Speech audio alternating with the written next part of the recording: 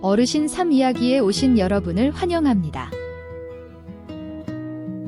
재개발 보상금 80억 받게 되자 시댁은 저더러 빈손으로 이혼하라 했지만 사흘 뒤 벌어진 일에 저는 얼어붙고 말았습니다.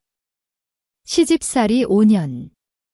그 지독한 시간 동안 시어머니 김 여사의 눈빛에서 온기라고는 찾아볼 수 없었다. 그런데 오늘 수학이 넘어 들려오는 그녀의 목소리는 마치 꿀을 바른 듯 달콤했다. 그녀가 말했다. 시댁이 재개발 보상금으로 무려 별표 100억 원 별표를 받게 되었다고. 그 천문학적인 숫자는 우리 부부에게 구원이어야 했다. 하지만 왜일까? 내게는 그 돈이 우리의 결혼 생활을 통째로 집어삼키려 입을 벌린 거대한 검은 그림자처럼 느껴졌다. 나는 스스로에게 물었다. 이 갑작스러운 친절은 신의 축복인가? 아니면 설탕 발린 독이 든 성배인가? 서울 마포구의 낡은 빌라촌 눈의 좁은 주방은 언제나 도시의 매연과 찌든 기름 냄새가 배어 있었다. 나, 별표 이수연 별표은 이 어정쩡한 삶에 익숙해져 있었다. 기쁨은 아껴 써야 했고, 불안은 매달 월세 고지서처럼 꼬박꼬박 찾아오는 삶. 남편 별표 민준 별표가 결혼한 지 5년이 지났지만 우리는 여전히 내 집 마련이라는 희망 고문 속에서 허우적대고 있었다. 민준의 월급은 대출 이자가 귀신같이 갉아먹었고 내 인테리어 디자이너 월급은 생활비와 아주 작은 희망을 유지하는 데 쓰일 뿐이었다. 그 금요일 오후 내가 한창 새로운 도면 작업에 몰두하고 있을 때 휴대폰이 울렸다.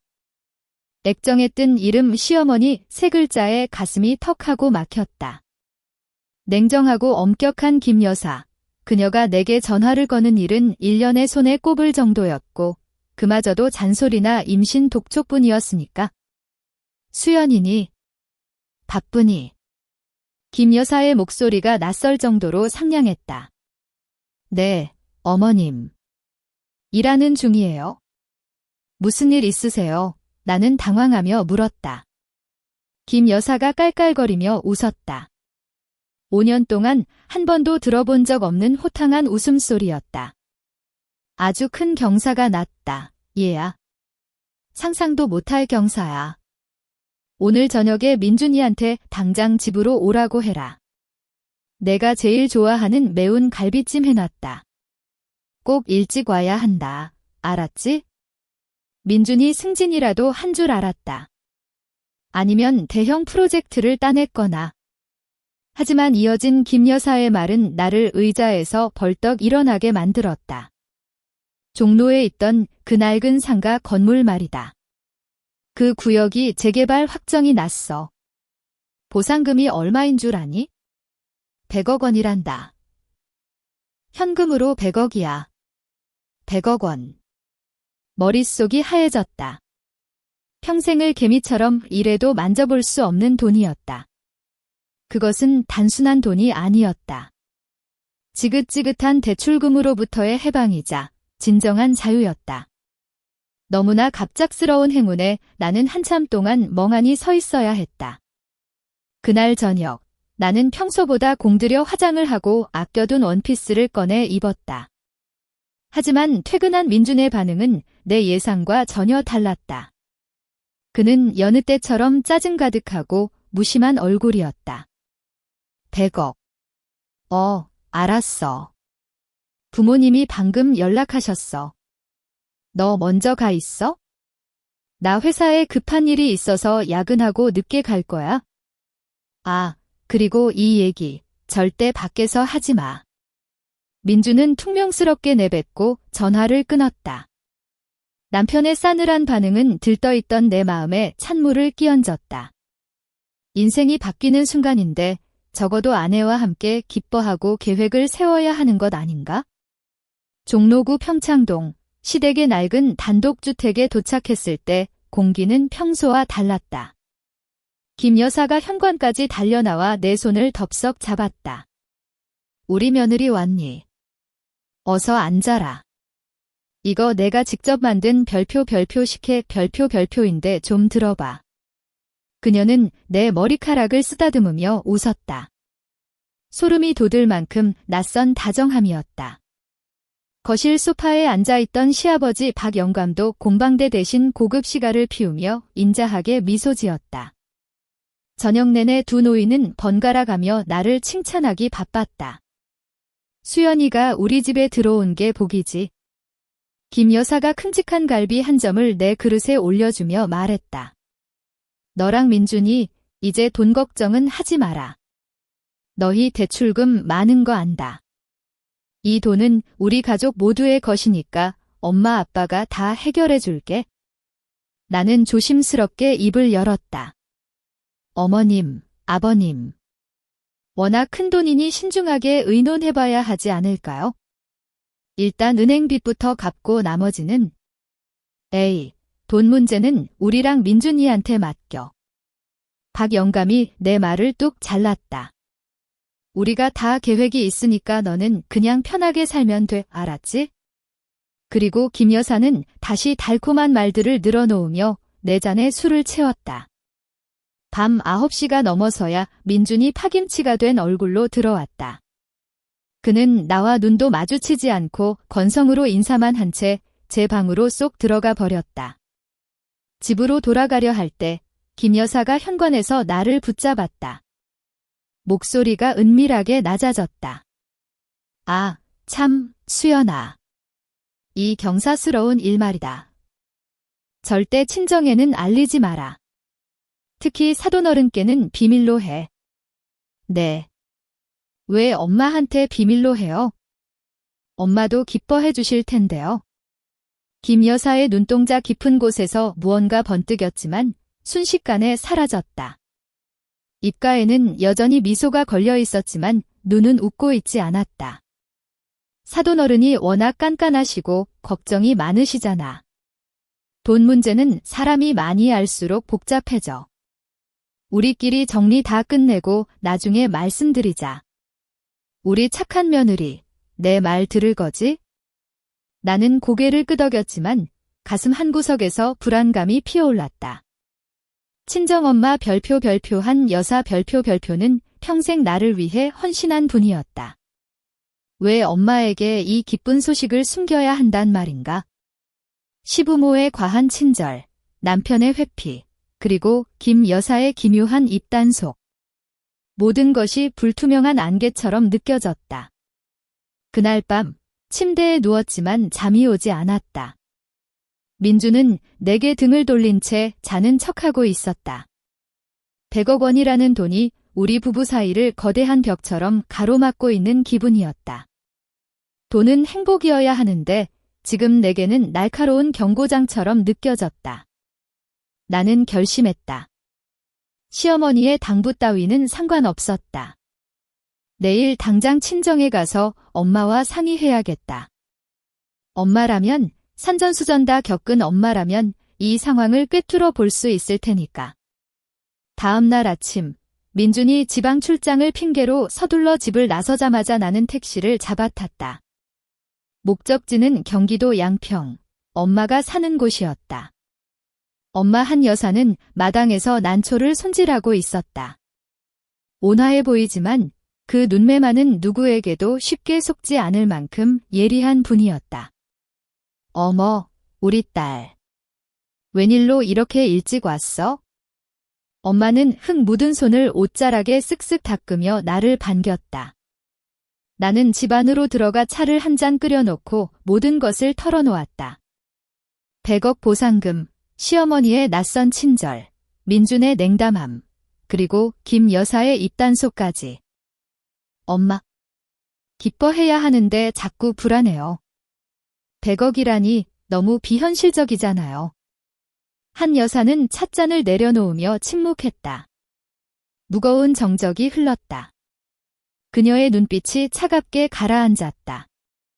내가 기대했던 기뻐하는 반응은 전혀 없었다. 수연아. 엄마의 목소리는 얼음장처럼 차가웠다. 시어머니가 친정에는 절대 말하지 말라고 했다고? 그게 바로 첫 번째 증거야? 떳떳한 돈이라면 왜 숨기라고 하겠니? 그리고 엄마는 내 귀를 의심케 하는 말을 던졌다. 그 돈, 10원 한 푼도 받지 마라. 그리고 당장 짐 싸서 그 집에서 나와. 나는 비명을 지르듯 반문했다. 엄마. 그게 무슨 소리야. 100억이라고. 우리 대출금도 갚아야 하고 이건 우리 인생 역전 기회란 말이야. 엄마는 단호하게 고개를 저었다. 내가 사람 속을 모르겠니? 그 여자가 어떤 여자야? 5년 동안 널 투명 인간 취급하던 사람이야. 진짜 널 위했다면 처음부터 상의했겠지. 그 가식적인 웃음 뒤에는 분명 덧이 있어. 엄마는 잠시 숨을 고르더니 충격적인 사실을 털어놓았다. 내가 아는 형사 반장님 통해서 김서방 뒷조사를 좀 해봤다. 김서방, 지금 빚이 산더미야. 집 대출이 문제가 아니라고. 게다가 최근 회사 자금 별표 5억 원 별표를 횡령한 정황이 있어. 회사 감사팀이 움직이고 있다고 하더라. 눈앞이 캄캄해졌다. 횡령. 5억. 민준이가? 말도 안 돼.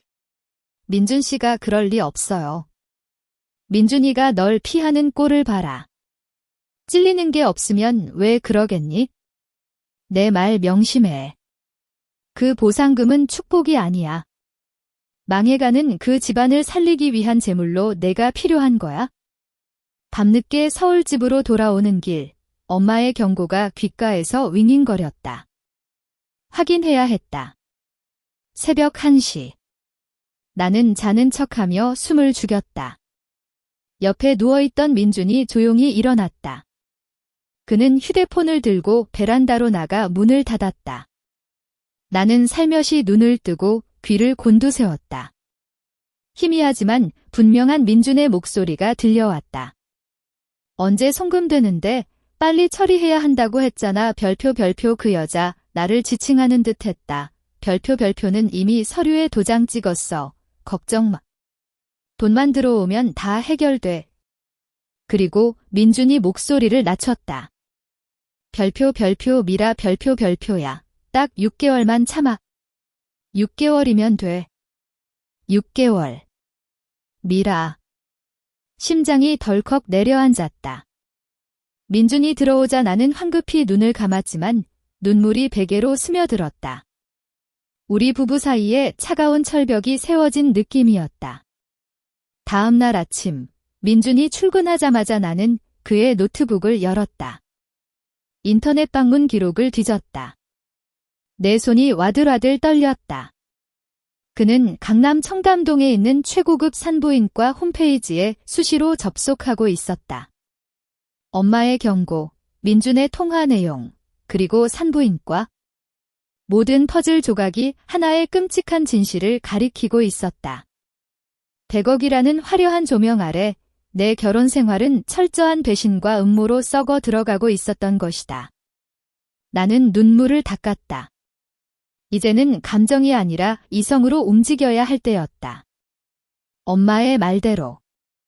더 이상 감정에 휘둘리지 않기로 했다. 분노와 슬픔은 차갑게 식혀 가슴 깊숙이 묻어두고 대신 냉철한 이성을 꺼내 들었다. 나는 이 더러운 판에서 순순히 밀려날 생각이 추호도 없었다. 나는 민준과 같은 회사에 다니는 친구 별표 혜진 별표에게 전화를 걸었다. 사촌 동생의 취업 상담을 핑계로 자연스럽게 회사 분위기를 물었다. 수연 언니, 혜진이 수화기 너머로 목소리를 낮췄다. 지금 회사 분위기 장난 아니에요. 본사 감사팀이 들이닥쳐서 뒤집어 놓고 갔거든요. 재무팀 쪽에서 횡령 사고가 터졌다는 소문이 파다해요. 민준 대리님 부서도 조사받고 있다던데. 쉬쉬하고 있지만 다들 알아요. 엄마의 말이 맞았다. 민준은 지금 벼랑 끝에 서 있었다. 그 별표 100억 별표은 우리 부부에게 내려온 축복이 아니라 민준이 저지른 사고를 수습하기 위해 시댁이 던진 구명줄이었던 것이다. 그날 오후 나는 다시 친정으로 가서 한 여사를 만났다. 엄마는 나보다 훨씬 더 철저하게 준비하고 있었다. 엄마가 내 앞에 서류 뭉치를 툭 던졌다. 이거 봐라. 뒷조사해서 확보한 증거들이다. 김서방, 최근 6개월 동안 금융거래가 아주 지저분해. 해외로 돈을 빼돌린 정황도 있고 무엇보다 별표 사채 별표까지 썼어. 시댁 빚이 우리가 생각하는 것보다 훨씬 심각해. 건조하게 나열된 숫자들을 내려다보는데 발밑이 꺼지는 기분이었다. 이 결혼은 단순한 감정적 배신을 넘어 내 인생을 담보로 한 거대한 금융 사기극이었다. 이틀 뒤 시어머니 김 여사가 나를 저녁 식사에 초대했다. 이번에는 가식적인 친절 따위는 없었다. 집안 공기는 무겁고 딱딱했다. 시아버지 박영감, 시어머니, 그리고 민준이 내 맞은편에 나란히 앉았다. 마치 청문회라도 하는 분위기였다. 김 여사가 감정 없는 목소리로 입을 열었다. 보상금 문제 말인데 우리끼리 정리를 끝냈다. 영감이랑 나는 노후 자금이랑 급한 불 끄는데 별표 500억 별표를 쓸 거다.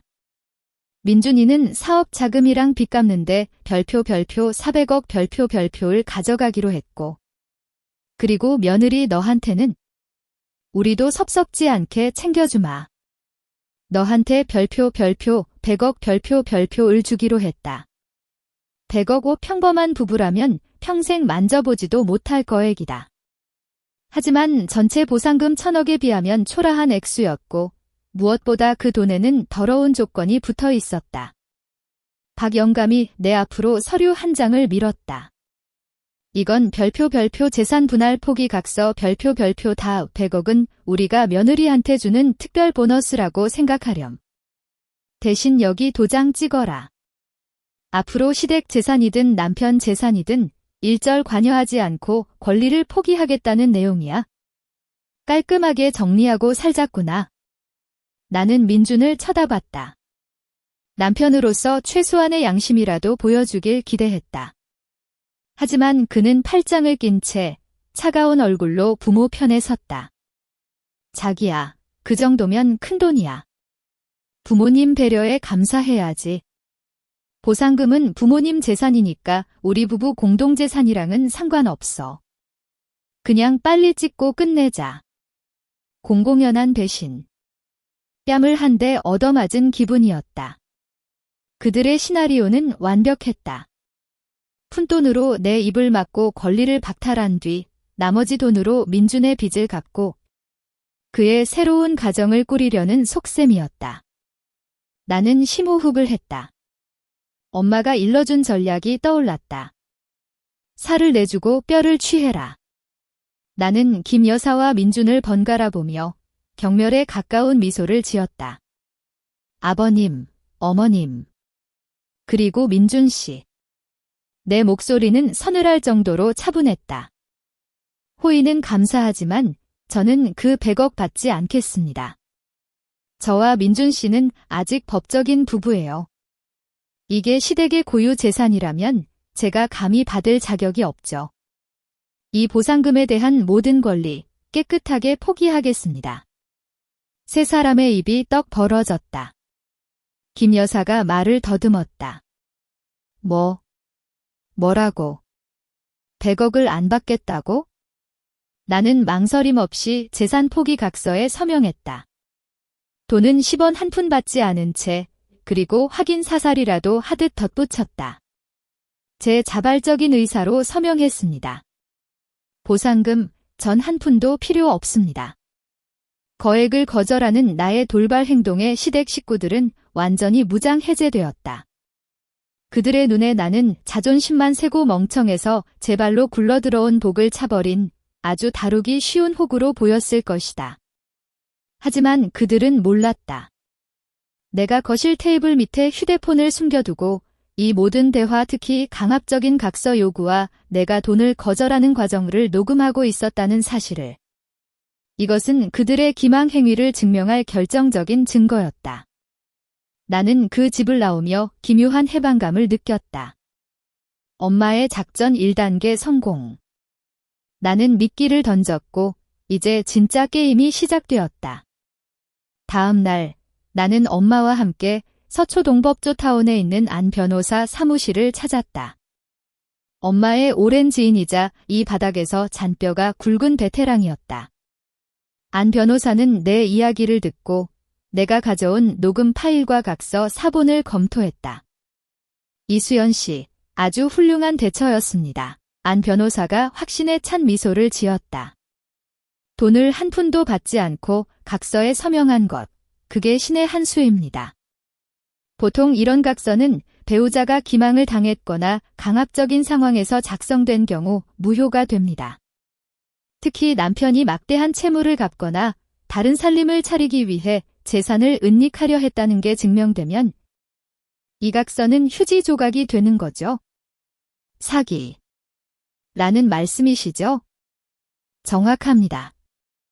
우리는 이제 별표 부정행위 별표와 사기를 입증할 증거만 잡으면 됩니다.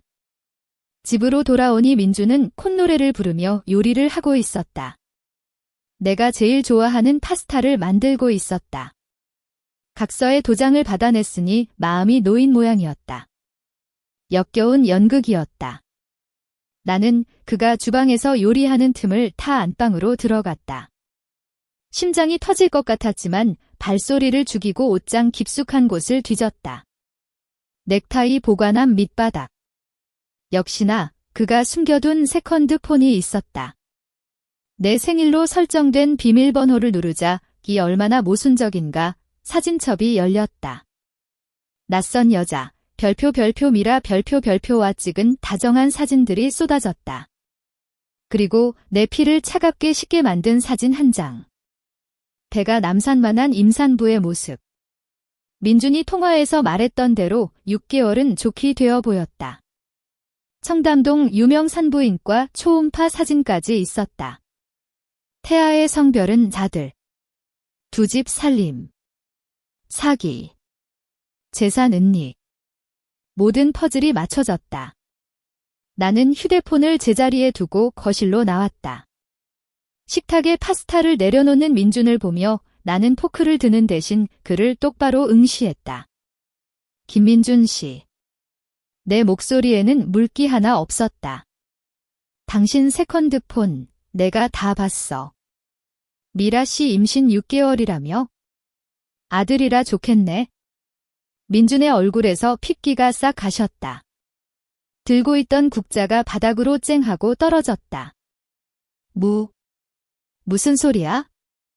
연기 그만해. 나 다 알고 있어? 미라, 임신 6개월, 그리고 시댁 식구들이 짠 그 더러운 계획까지. 1,000억 받아서 당신 빚 갚고 남은 돈으로 그 여자랑 새 살림 차리려고 했던 거잖아. 내가 왜 100억 거절했는지 알아? 더러운 돈이라서 안 받은 거야? 민주는 와르르 무너져 내렸다. 바닥에 주저앉아 내 다리를 붙잡았다. 수연아, 내가 잘못했어. 근데 나도 어쩔 수가 없었어. 빚 독촉은 심해지고 부모님은 날리고 미라 그 여자가 실수로 애가 들어서는 바람에 제발 한 번만 봐줘. 봐줘. 내가 헛웃음을 터뜨렸다. 당신은 그 아이를 이용해 나한테 사기를 쳤어. 이건 단순한 바람이 아니야? 중혼적 사실혼의 사기죄라고. 나는 벌레 보듯 그를 내려다보며 최후 통첩을 날렸다. 선택해. 첫째, 당신 회사에 횡령사실 알리고 간통이랑 사기죄로 형사 고소당해서 감옥 가는 거. 둘째, 조용히 합의 이혼하고 이 아파트 명에 넘겨. 그리고 위자료로 1억 가져와. 민준이 비굴하게 고개를 끄덕였다. 알았어. 합의 이혼해. 아파트 주고 위자료도 줄게. 제발 회사에는 알리지 마. 나 감옥 가기 싫어. 나는 내 다리를 잡은 그의 손을 뿌리쳤다. 넌 이미 지옥행 열차를 탔어, 김민준. 방금 내가 한 말 잘 기억해둬. 하지만 난 내 아파트 따위 필요 없어. 난 정의를 원하고 내가 처절하게 망가지는 꼴을 봐야겠거든. 나는 뒤도 돌아보지 않고 집을 나왔다. 이제 나는 그의 아내가 아니었다. 심판자였다. 나는 즉시 안 변호사에게 전화를 걸었다. 변호사님, 증거 다 잡았습니다. 소송 시작하시죠. 소송은 속전속결로 진행되었다. 안 변호사의 첫 번째 공격은 치명적이었다. 민준의 모든 금융 계좌에 대한 가압류 신청. 법원의 명령이 떨어지자마자 민준은 미친 사람처럼 전화를 해댔지만 나는 모두 무시했다. 가장 격렬하게 반응한 건 시어머니 김 여사였다. 그녀가 전화를 걸어왔다. 교양 있던 목소리는 온데간데없고 악귀 같은 비명만 남았다. 이 천하의 몹쓸 년. 내가 감히 우리 아들 돈줄을 묶어? 우리 아들 죽일 셈이야? 나는 차분하게 대꾸했다. 어머님, 저는 제 정당한 몫을 찾으려는 것뿐이에요. 그 돈, 부부 공동재산이잖아요. 공동재산. 웃기지 마. 넌 알도 못나는 성녀 주제에 어디서 큰 소리야. 5년 동안 우리 집에 애 하나 못 안겨준 주제에. 우리 민준이가 딴 살림 차린 게 뭐 어때서? 미라 뱃속에 든 게 우리 집안 대를 이을 고추다. 고추. 내가 못한 걸 해줬는데 어디서 뻔뻔하게. 2년 전 유산의 아픔을 후벼 파는 말이었다. 가슴이 찢어질 듯 아팠지만 나는 입술을 깨물며 버텼다. 인정해 주셔서 감사하네요. 방금 하신 폭언 전부 녹음했습니다. 법정에서 뵙죠? 전화를 끊자마자 민준에게서 메시지가 쏟아졌다. 사과가 아니었다. 미라의 만삭 사진과 태아 초음파 사진이었다. 그는 가장 비열한 방법으로 나를 조롱하고 있었다. 이거 봐, 아들이야. 넌 죽었다 깨어나도 못하는 거 얌전히 소취하해라. 화면 속의 초음파 사진을 보는 내 눈빛이 차갑게 가라앉았다. 그래, 끝까지 가보자 이거지. 나는 민준이 보낸 사진과 문자들을 모조리 삭제했다. 흔들리지 않기로 했다. 나 자신을 위해 독해져야만 했다. 일주일 뒤 사태는 걷잡을 수 없이 터졌다. 안 변호사가 긴급 뉴스를 전해왔다. 민준의 회사 로비에 별표 사채업자 별표들이 들이닥쳐 난동을 부린 것이다. 그들은 확성기를 들고 박영감과 김민준이 갚지 않은 돈이 원금과 이자를 합쳐 별표 400억 원 별표이 넘는다고 폭로했다. 시댁 식구들은 보상금 별표 1000억 별표로 이 거대한 빚 구멍을 메우려 했지만 내 소송으로 인해 민준의 계좌가 동결되면서 모든 계획이 수포로 돌아갔다. 궁지에 몰린 사채업자들이 시댁의 먹튀 정황을 눈치채고 선수를 친 것이다. 후폭풍은 거셌다. 민준은 회사 명예를 실추시킨 죄와 빚 독촉 소동, 그리고 이어진 경찰의 횡령 수사로 인해 즉각 별표 해고 별표 당했다.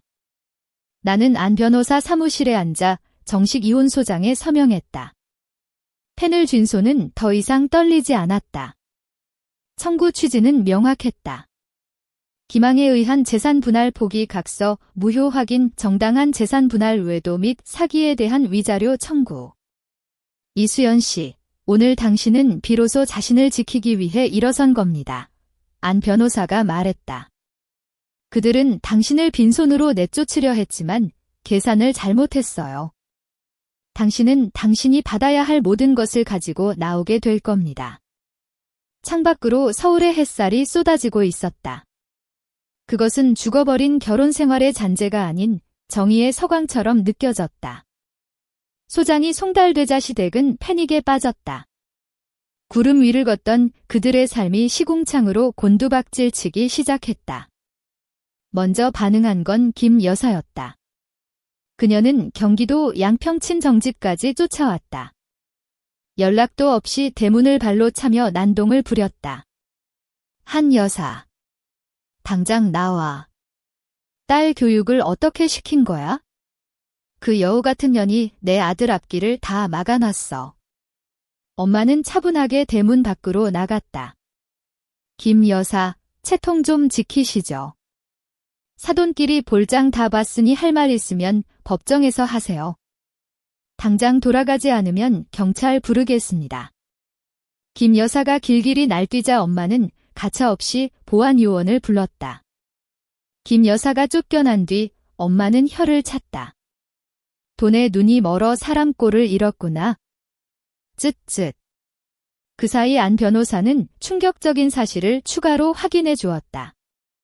시댁의 총부채는 400억이 넘었고 보상금 1000억 중 상당 부분은 이미 해외 페이퍼 컴퍼니 등을 통해 은닉된 상태였다. 재산 분할을 피하고 빚잔치를 하기 위한 치밀한 수법이었다. 하지만 그들은 간과했다. 내가 아직 법적으로 그리고 도끼 품은 눈을 뜬 채 살아있는 민준의 아내라는 사실을. 며칠 뒤 민준이 찾아왔다. 잘나가는 젊은 사업가의 거만함은 온데간데 없고 며칠은 씻지 못한 듯한 초췌한 몰골이었다. 그는 엄마와 내가 보는 앞에서 무릎을 꿇었다. 콧물과 눈물을 범벅하며 내 바짓가랑이를 붙잡았다. 수연아, 제발 나 좀 살려줘. 이혼 소송 취하해줘, 응? 안 그러면 나 진짜 감옥 가. 제발. 한때 내 남편이었던 남자의 밑바닥을 보는 기분은 참담했다. 김민준 씨, 쇼하지 마, 빚, 횡령, 2집 살림. 다 당신이 선택한 거야? 내가 당신을 구제해줄 의무는 없어.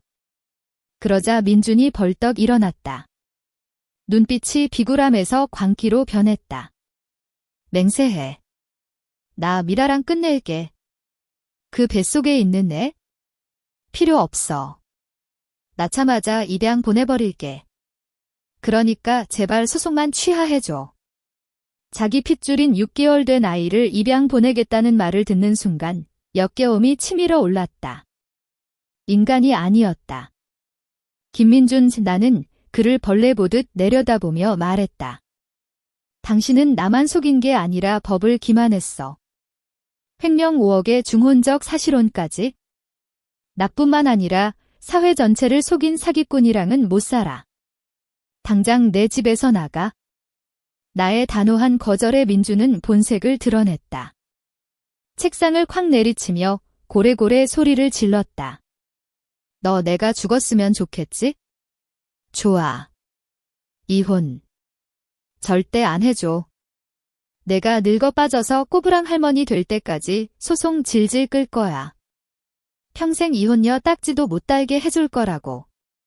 그때 엄마가 조용히 휴대폰 화면을 민준의 코앞에 들이밀었다. 녹음 중이었다.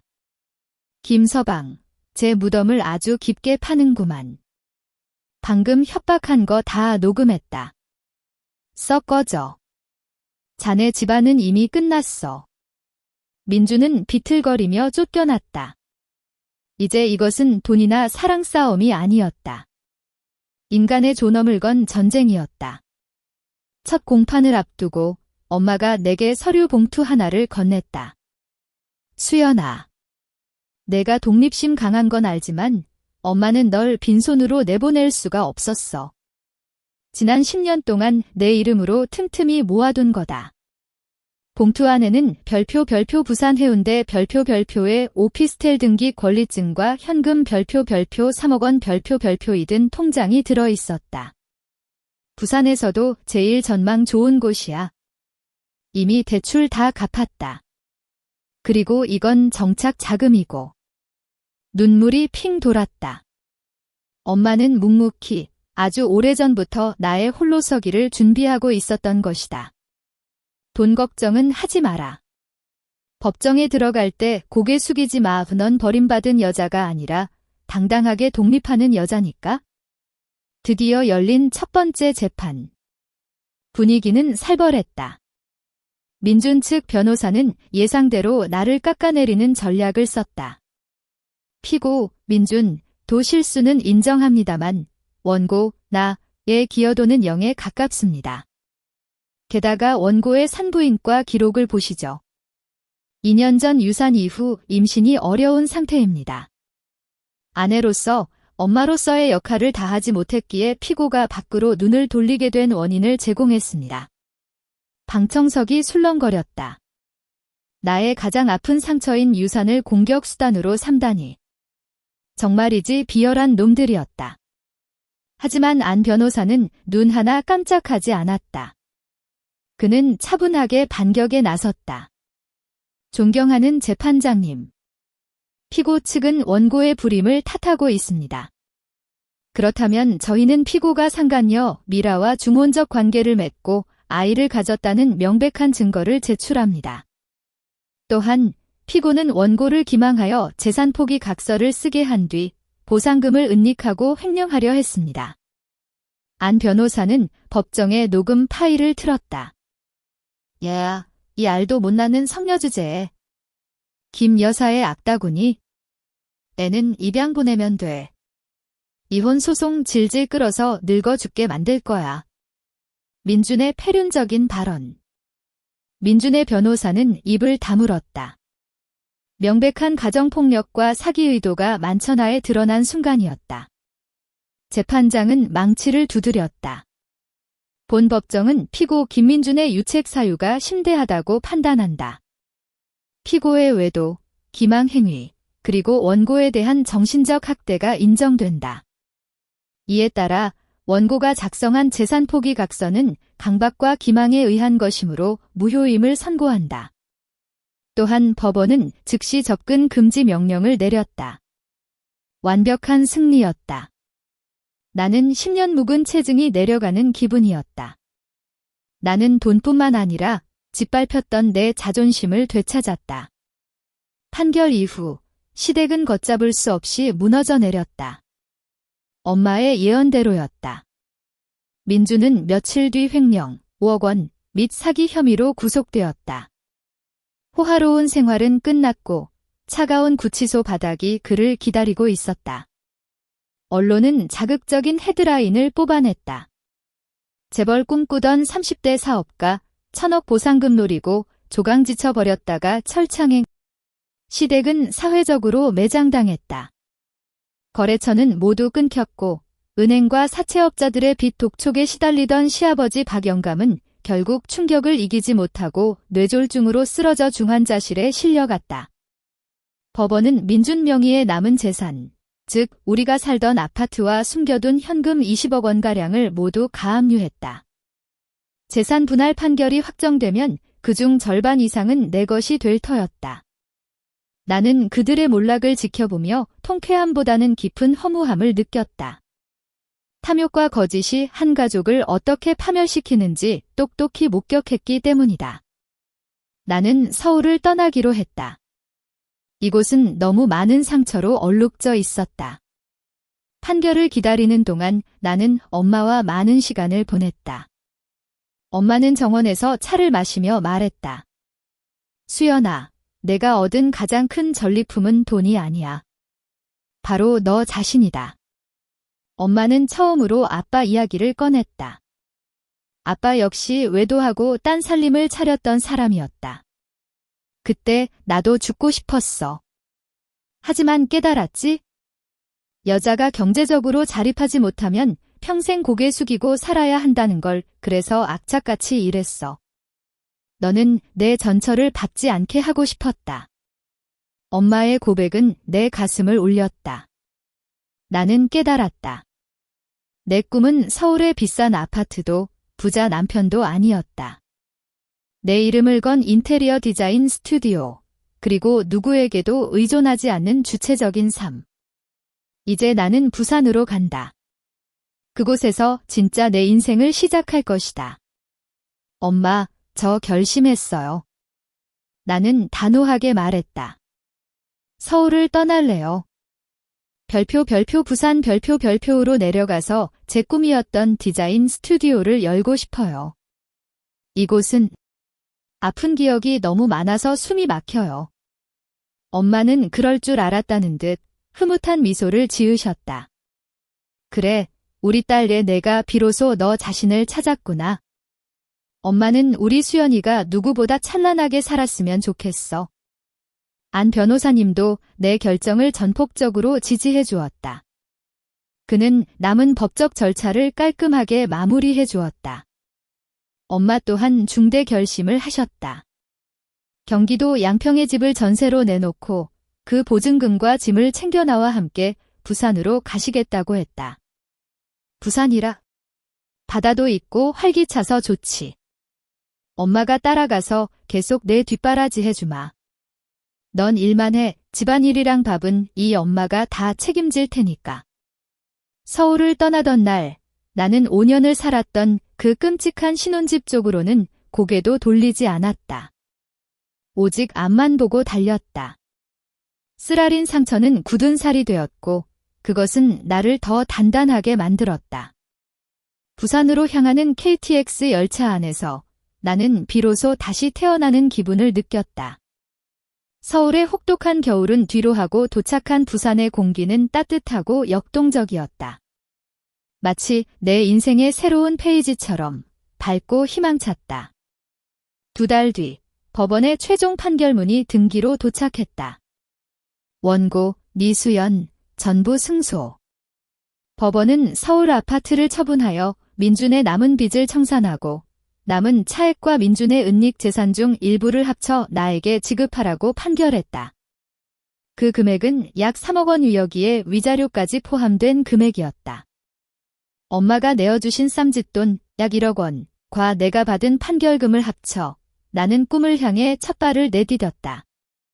나는 부산의 중심가인 별표 센텀시티 별표의 작은 사무실을 임대해 별표 디자인 수연 별표이라는 간판을 걸었다.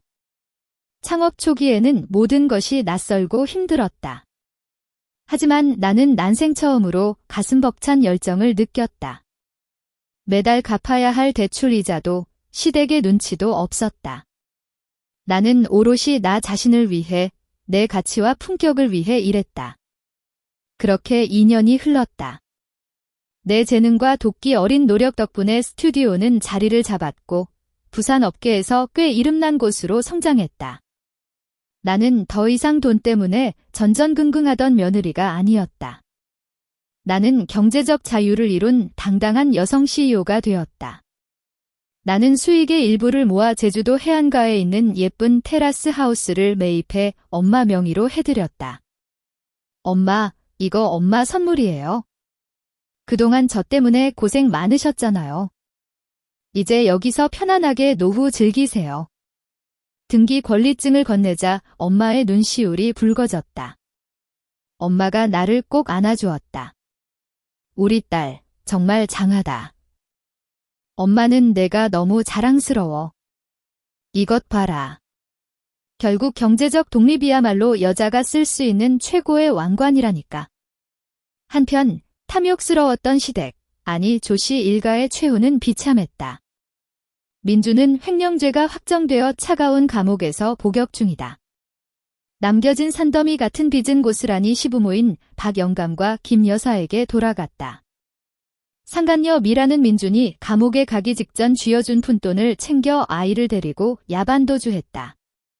김 여사는 빚쟁이들에게 시달리며 단칸방을 전전하는 신세가 되었다고 한다. 아무도 그들을 동정하지 않았다. 거짓과 탐욕이 그들의 모든 것을 집어삼킨 것이다. 이곳 부산에서 나는 인테리어 자재 사업을 하는 진혁 씨를 만났다. 그는 성숙하고 차분한 남자로 나의 능력과 열정을 있는 그대로 존중해주는 좋은 파트너다. 우리는 서로 신뢰하며 함께 일하고 있다. 하지만 나는 사랑을 서두르지 않는다. 지금은 이 완전한 독립과 자유를 만끽하고 싶으니까. 나는 소중한 깨달음을 얻었다. 가장 큰 행복은 누군가에게 기대는 것이 아니라 나 스스로서는 힘과 가족의 조건 없는 사랑에서 온다는 것을. 엄마와 나, 그리고 내 분신 같은 스튜디오, 이것만으로도 내 세상은 충분히 눈부시다. 나의 진짜 새벽은 이제야 밝아오고 있다. 사실 이 이야기의 진짜 클라이맥스는 법정에서의 승리가 아니었습니다. 그것은 제 바짓가랑이를 잡고 비굴하게 매달리던 남편, 그 찌질한 남자를 차갑게 내려다보며 일말의 미련도 없이 돌아섰던 바로 그 순간이었습니다. 탐욕에 눈멀었던 시댁은 빚더미와 감옥이라는 파멸을 맞았고 저는 제 존엄을 되찾았습니다. 제가 챙긴 3억 원보다 더 값진 전리품은 바로 이 진실입니다. 경제적 독립. 그것은 그 누구도 대신 씌워주지 않는 오직 스스로 쟁취해야만 하는 여자의 왕관이다. 저는 지금 부산에서 제 왕국을 건설하며 제2의 인생을 살고 있습니다. 더 통쾌하고 더 지혜로운 인생 이야기와 돈과 결혼에 대한 현실적인 조언을 듣고 싶으시다면 구독과 좋아요 잊지 마세요. 함께 성장하는 우리가 됩시다.